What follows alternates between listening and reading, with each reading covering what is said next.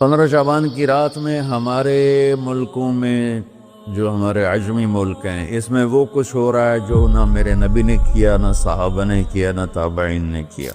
عجیب و غریب عبادات گھڑ لی ہیں، عجیب و غریب اس کے اعمال بنا لیے ہیں اپنی طرف سے۔ میرے نبی نے اس رات کی فضیلت بتائی، عمل کوئی نہیں بتایا، اور کچھ علماء نے اس کے رد میں اس کا اتنا انکار کیا ہے کہ اس رات کی کوئی فضیلت ہے ہی نہیں۔ یہ بھی ٹھیک نہیں۔ اس رات کی فضیلت میں جتنی احادیث ہیں وہ ضعیف ہیں، اور حدیث پاک میں آتا ہے کہ اللہ تعالیٰ اس رات میں ساری دنیا کے لوگوں کی بخشش فرماتا ہے سوائے 5 آدمیوں کی۔ 5 کے سوا سب اہل ایمان کی بخشش ہو جاتی۔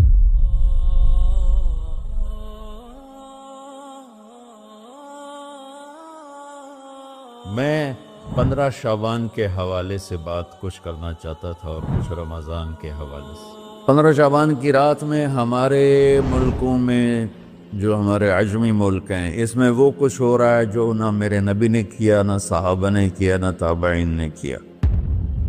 عجیب و غریب عبادات گھڑ لی ہیں، عجیب و غریب اس کے اعمال بنا لیے ہیں اپنی طرف سے، اور مسجدیں بھری ہوتی ہیں اور روشنیاں لگی ہوتی ہیں اور آتش بازی ہو رہی ہوتی ہے۔ میرے نبی نے اس رات کی فضیلت بتائی، عمل کوئی نہیں بتایا۔ جیسے یہاں کوئی صلاۃ تسبیح کی جماعت کرا رہے ہوتے ہیں، کوئی اجتماعی تہجد پڑھ رہے ہوتے ہیں، کوئی دیگیں چڑھا رہے ہوتے ہیں، کوئی آتش بازی کر رہے ہوتے ہیں، تو وہ اس میں اتنا غلو ہو گیا ہے کہ یہ بھی ٹھیک نہیں۔ اور کچھ علماء نے اس کے رد میں اس کا اتنا انکار کیا ہے کہ اس رات کی کوئی فضیلت ہے ہی نہیں۔ یہ بھی ٹھیک نہیں۔ اس میچ کا راستہ، اس رات کی فضیلت میں جتنی احادیث ہیں وہ ضعیف ہیں، لیکن اتنی کثرت سے ہیں کہ ان سب کا مل کر جمع ہو کر کم از کم وہ حسن لغیر ہی تک تو پہنچ جاتی ہیں۔ اور ابن عثیمین رحمۃ اللہ علیہ نے بھی یہ لکھا ہے کہ زیادہ سے زیادہ ان احادیث کے مجموعے سے، چونکہ اگرچہ ضعیف ہیں لیکن کافی زیادہ ہیں، تو وہ حسن لغیر ہی تک پہنچ جاتی۔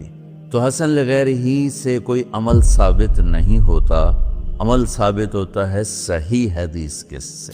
ایک احادیث کی کثرت سے روایات اور ایک امت کا عمل، کہ امت کا بہت بڑا طبقہ صدیوں سے اس رات کا اہتمام کر رہا ہے، لیکن کچھ عرصہ پہلے تک اہتمام تھا دن میں روزہ رکھنا، رات کو کوئی نوافل پڑھ لینا، کوئی 2 چیز زیادہ پڑھ لینا، لیکن اب یہ ڈھول تماشے جو اب شروع ہوا ہے اس کا تو کوئی وجود ہی کوئی نہیں ہے۔ تو اس رات کو اللہ تعالیٰ نے مبارک بنایا، اور حدیث پاک میں آتا ہے کہ اللہ تعالیٰ اس رات میں ساری دنیا کے لوگوں کی بخشش فرماتا ہے سوائے 5 آدمیوں کی۔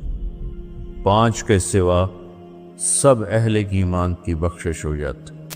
مشرک، المشرک پہلا مشرک، دوسرا مشاحن۔ مشاحن کیسے کہتے ہیں؟ دل میں بغض رکھنے والا، کینہ رکھنے والا۔ تیسرا مسبل ازارہ، اپنے پاجامے شلوار چادر کو ٹخنوں سے نیچے تک لے جانے والا، لیکن ایک شرط کے ساتھ کہ وہ تکبر کی وجہ سے، سستی کی وجہ سے ہے، غفلت کی وجہ سے ہے۔ چونکہ جب آپ نے ایک مرتبہ اس کے بارے میں بات کی تو حضرت ابوبکر صدیق نے کہا یا رسول اللہ، میری چادر، عرب چادر باندھتے تھے جیسے ہمارے پنجاب کا لباس چادر تھا، اب وہ کم ہو گئے۔ ہماری تو بزرگ عورتیں بھی اور مرد بھی سب چادر باندھتے تھے، شلوار تو کسی کو پتہ ہی نہیں ہوتا تھا ہمارے بچپن میں۔ یہ تو پھر آہستہ آہستہ جب تعلیم آئی تو شلوار دیہاتوں میں بھی اور شہروں میں عام ہو گئی۔ تو اگر وہ اس لیے لٹکا رہا ہے کہ طبیعت میں تکبر ہے، پھر اس وعید کا وہ حقدار ہے۔ اگر ویسے اس کی نیچے جا رہی ہے تو میرا مالک ایسا، وہ تو ہے ہی رحیم و کریم، ہے ہی رحیم و کریم، ہے ہی رحیم و کریم، صرف شلوار نیچے لٹکانے سے وہ اتنی شدید سزا دے۔ اگر اس کے پیچھے تکبر ہے، پھر ہے، یہ تکبر نہیں ہے تو انشاءاللہ وہ اس سے محفوظ ہوگا۔ تو اپنی چادر کو لٹکانے والا، لیکن بشرط تکبر۔ کتنے ہو گئے؟ 3۔ عاق لوالدیہ، ماں باپ کا نافرمان۔ نافرمان ایسا کہ دکھ دینے والا۔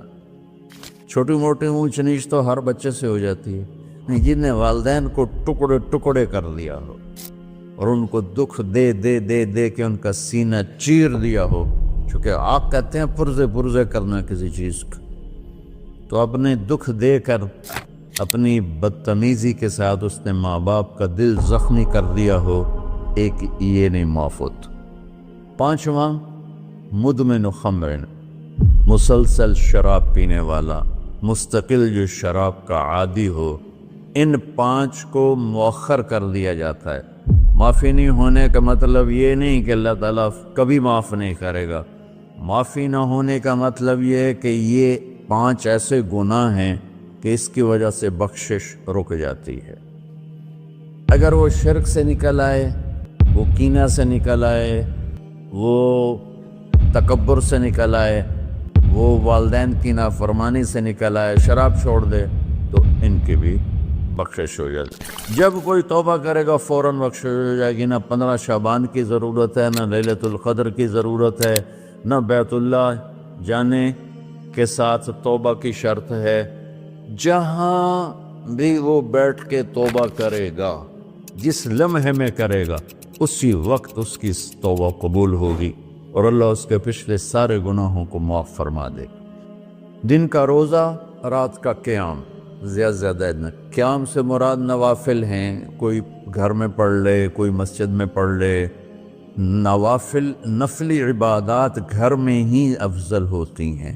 میرے نبی سنتیں ہمیشہ گھر سے پڑھ کے آتے تھے۔ تہجد اپنے گھر میں پڑھتے تھے، مسجد میں نہیں پڑھتے تھے، سوائے اعتکاف کے۔ آپ اپنے نوافل، سنتیں سب گھر میں پڑھتے تھے اور مسجد میں صرف فرض آ کے ادا فرماتے تھے، اور اس کے بعد بیٹھنا ہوتا تھا تو بیٹھ جاتے تھے، اٹھنا ہوتا تھا تو اٹھ جاتے تھے۔ تو اعتدال اللہ کو ہر چیز میں پسند ہے۔ دنیا جو مختصر ہے اس میں کیسے پسند نہیں ہوگا؟ آخرت جیسے معاملے میں بھی اللہ ہم سے کہہ رہا ہے اعتدال، امتاً وسطا۔ ایسے عیسائیوں کی طرح ترک دنیا بھی نہ کرو، یہودیوں کی طرح دنیا کے پیچھے نہ پڑ جاؤ، رزق کے حلال بھی کماؤ، اپنے بچوں کو بھی دیکھو، اپنے فرائض کو بھی دیکھو جو دنیاوی ہیں، اور اللہ سے بھی اپنا معاملہ ٹھیک کرو اور درست کرو۔ بعد کے زمانے میں صحابہ کے بعد سے ہی ایک انتہا پسندی امت میں آئی، ساری رات جاگنا۔ فلاں بزرگ تھے، وہ رسے سے اپنے بالوں کو باندھ لیتے تھے کہ نماز پڑھتے پڑھتے جب نیند آئے اور جھٹکا لگے تو رسے سے بندھے ہوئے بالوں سے اس جھٹکے سے تکلیف ہو اور ان کی آنکھ کھل جائے اور پھر نفلوں میں شروع ہو جائے۔ ایک فلاں بزرگ تھے، وہ اپنے آنکھوں میں نمک کا سرما لگاتے تھے تاکہ آنکھیں جل جائیں، اور اس میں وہ جلن پیدا ہو جائے، نیند اڑ جائے۔ یہ ایسے واقعات بھرے پڑے ہیں۔ فلاں بزرگ تھے، انہوں نے 30 سال عشاء کے وضو سے فجر کی نماز ادا کی۔ یہ اپنی جگہ پہ بزرگی ہے، لیکن یہ بھائیوں یہ دین ہم پیش نہیں کر سکتے۔ فلاں بزرگ تھے، وہ 30 سال سے ستو کھا رہے تھے کہ روٹی کھانے اور ستو کھانے میں 70 دفعہ سبحان اللہ کا فرق پڑ جاتا ہے۔ تو روٹی کھائیں تو 70 دفعہ سبحان اللہ کم کہہ سکتے ہیں، اور ستو کھائیں تو 70 دفعہ سبحان اللہ زیادہ کہہ سکتے ہیں۔ تو تو لہٰذا انہوں نے کہا میں نے تو مجھے تو 30 سال ہو گئے، میں تو ستو کھا رہا ہوں، میں تو روٹی نہیں کھا رہا۔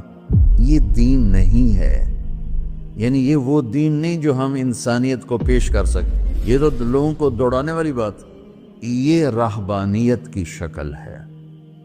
یہ وہ دین نہیں جو ہم لوگوں کو پیش کریں گے تو وہ کہیں گے واہ واہ واہ واہ کیا دین ہے بھائی، قبول کرو۔ یہ ایک قسم کا غلوف آیا۔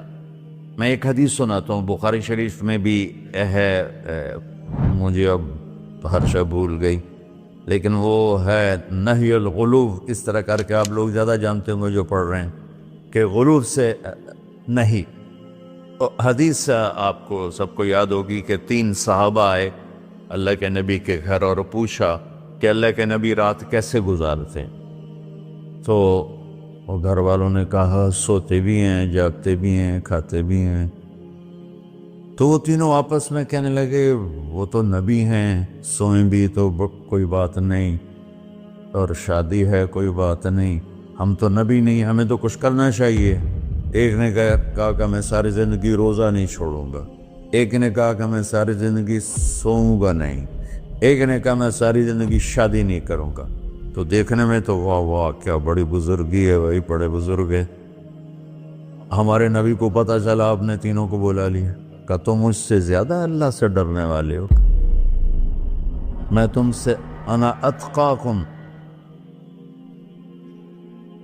یا اخشاکم، الفاظ آپ لوگ کو زیادہ یاد ہوں گے لیکن مفہوم میں صحیح پیش کر رہا ہوں۔ آپ نے کہا میں تم سے زیادہ اللہ کو جانتا ہوں، تم سے زیادہ اللہ سے ڈرتا ہوں، میں سوتا بھی ہوں، میں کھاتا بھی ہوں، میں روزے بھی رکھتا ہوں، میں چھوڑ بھی دیتا ہوں، میری بیویاں بھی ہیں، میں اپنی بیویوں کے پاس بھی جاتا ہوں۔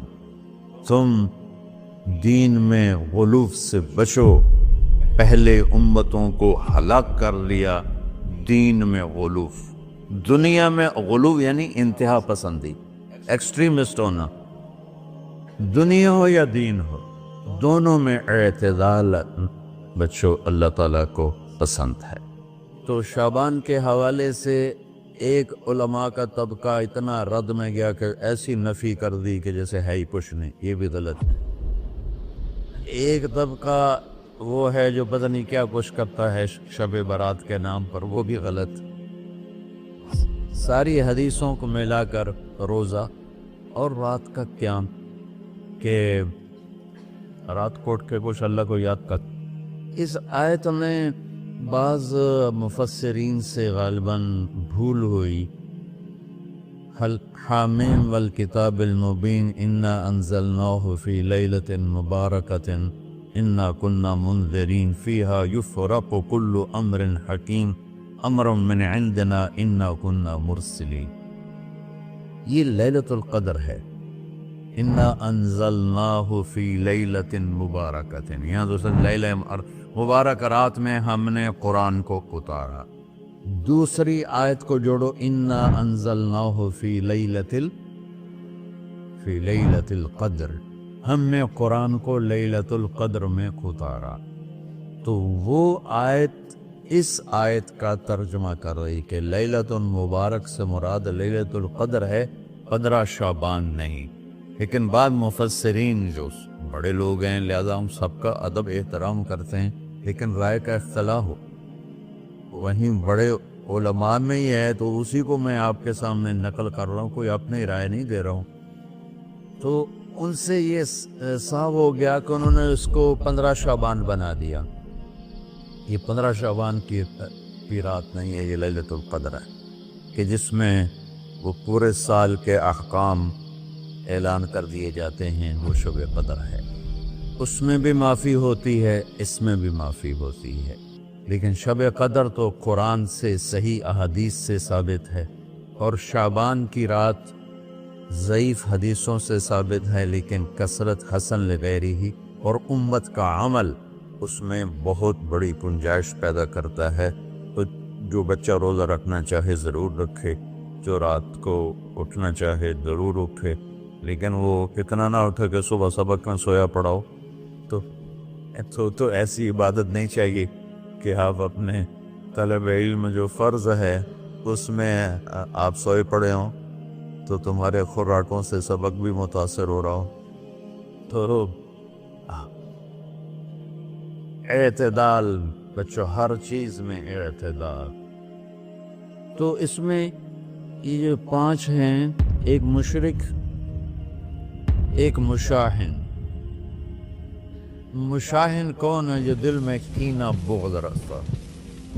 اب میں کہاں سے آنسو لاؤں اس بات پر رونے کے لیے کہ ایک تو دنیا داروں کا بغض کینہ ہے آپس کی لڑائیوں سے، لیکن یہ جو دیندار ایک دوسرے سے بغض، اس قدر بغض رکھتے ہیں کہ کافر بنائے بیٹھے ہیں، ایک دوسرے کو سلام کا جواب نہیں دیتے، جنازے میں نہیں شریک ہوتے۔ اس کا جرم واپس جاتا ہے تاجروں کو نہیں، حکمرانوں کو نہیں، خطیبوں، نادان، ہر خطیب نہیں، نادان خطیبوں کو، جو ہر مکتبہ فکر میں موجود ہیں، جو اس شدت کے ساتھ اوروں کی نفی کرتے ہیں اور اپنے آپ کو صحیح کہتے ہیں کہ جیسے باقی سب جہنمی ہیں، سب کافر ہیں، اور صرف ہم ہی صحیح ہیں اور ہم ہی جنت میں جائیں گے اور کوئی جنت میں نہیں جائے گا۔ تو جو کہ اس میڈیا کے ذریعے سے بہت سی امت سن رہی ہے، تو میں دیکھو بچوں ہاتھ جوڑتا ہوں اللہ کے واسطے، دین پیش کرنا، کافر کافر کے نعرے مت لگانا، اور یہ کافر وہ کافر، یہ کافر وہ کافر۔ اللہ بڑا کریم۔